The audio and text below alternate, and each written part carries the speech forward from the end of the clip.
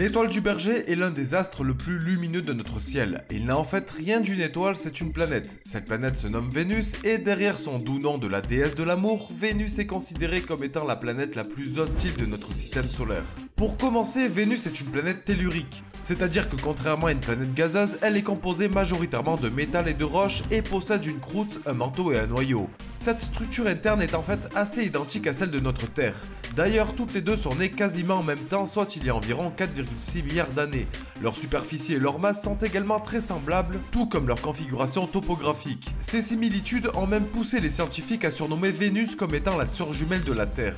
Mais la ressemblance s'arrête ici, et contrairement à notre planète, Vénus n'est pas vraiment le genre d'endroit où il ferait bon vivre, puisqu'un homme sur son sol aurait à peine le temps de cligner des yeux qu'il serait déjà mort.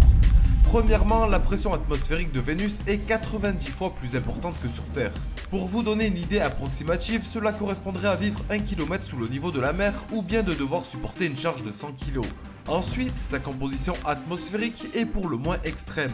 La forte densité de dioxyde de carbone, d'azote et de dioxyde de soufre provoque un effet de serre très puissant. Ce phénomène naturel qui, rappelons-le, a pour but de contenir la température, maintient sur Vénus une moyenne de 465 degrés Celsius. À titre d'exemple, c'est plus de 100 degrés supérieur à celle de la fusion du plomb. Ajoutez à cela d'immenses nuages opaques constitués de gouttelettes de dioxyde de soufre et d'acide sulfurique, une brume de cristaux de glace d'eau et des vents violents pouvant atteindre les 400 km/h, vous l'aurez compris, Vénus n'est donc pas près d'être colonisée par l'homme.